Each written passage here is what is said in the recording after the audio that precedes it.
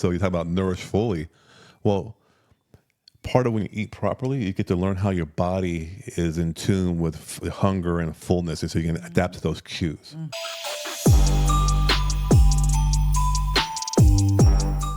All food groups, right? So if you eat regular meals and you're able to snack without labeling foods, kind of good and bad in a sense. But yeah, of course, you stay away from. You kind of know at that point when you're in tune with it, what's good and bad. So but you can eat the foods, and so, oh my gosh, you know what? I'm totally content. I don't got to have the extra burrito. Right, right. I know our girls, like when they're testing at school, it's like, I prepare like a balanced breakfast for them, so this way they are full satiated longer, and they're not looking for that extra snacks, and they can wait till lunch to eat a proper nutritious lunch. And same thing, they're going, especially if they're in sports or activities, they're going till they get home and they want to have dinner with us. Yep, exactly. Yeah. So nourishment is a big key. Yes, huge. And we'll talk about movement. You want to have fun moving. I mean, you exercise too hard. They don't need to do HIIT workouts. Yeah.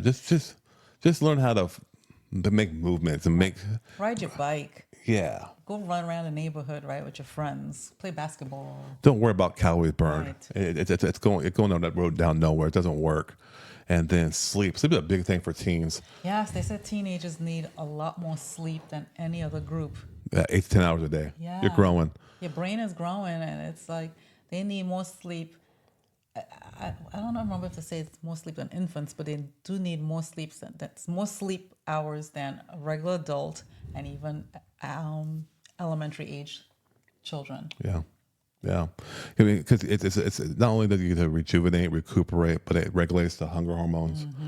It just supports metabolism. And another thing too is when you do have the right nourishment, you actually sleep better. Yeah. That circle. Yeah. Positive circle. And it's so funny that a lot of these schools, high school starts early.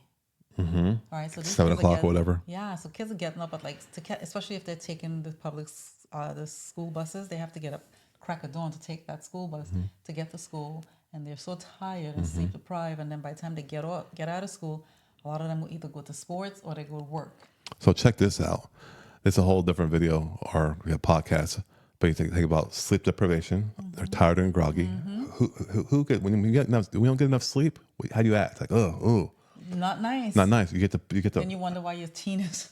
Well, you get the proper, not the proper nutrition, and then you start thinking about all these new diagnoses that are coming out with ADHD. Maybe that's not the problem. Maybe the ADHD, the symptoms, but maybe the root cause is what we just talked about.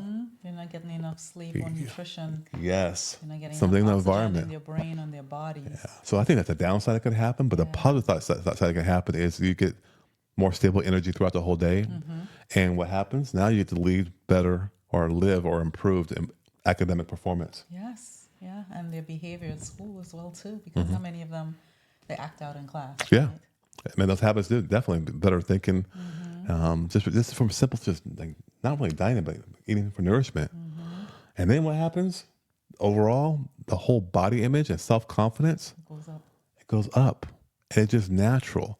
And you feel good, you look good, and you don't have to worry about this expectation of how you can supposed to look because you have your natural weight. And everybody has their own little natural weight. Yeah. You know? Which will be at which usually should be at normal.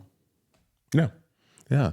And I think another great benefit of it all too is you just got better family dynamics.